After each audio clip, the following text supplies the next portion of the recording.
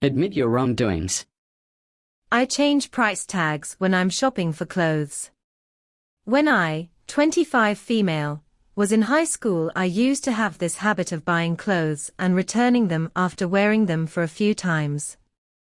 We didn't have much money growing up, but my parents tried their best and I wanted to fit in school, because all the other kids had great style, and I was stuck with the same old 3 outfits. So with my allowance I would go and buy really nice clothes, very expensive clothes, and just change the price tags with another shirt. The cashier would never notice, and I would walk away with a $80 shirt for only paying like $15. To this day I don't do it, but I can't help but want to. I don't feel too guilty, because I find it ridiculous that a regular stupid shirt would literally cost $100 for no reason.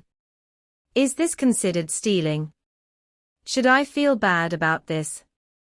I chased kids around with a long chef's knife on Halloween when I was 14.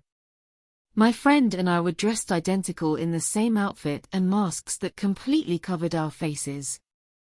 The costumes were very creepy and well done, so we started spooking people with them.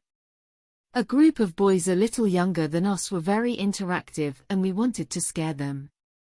I thought it would be a good idea to go home and grab the largest kitchen knife accessible and chase them outside with it. We ran at them with it down near train tracks and finally let up when we got tired. I think about this and how I'm lucky I didn't get detained or worse, injured someone bad. I committed fraud to get noticed at my job and improve my resume. I used to have a side gig working at a fancy wine bar during my college years. This bar restaurant was extremely focused on revenue above all else, and even went so far as to record how much in sales each server made each night. There weren't any tangible rewards for being the best salesperson, aside from managerial recognition, compliments, and sometimes a free glass of our house wine.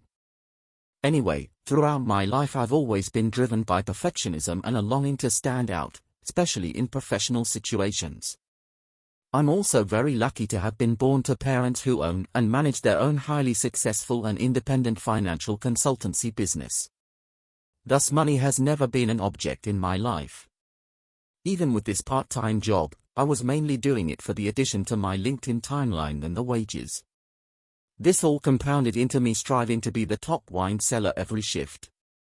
Our main selling objective was to sell bottles of wine for guests to take away as they leave the bar.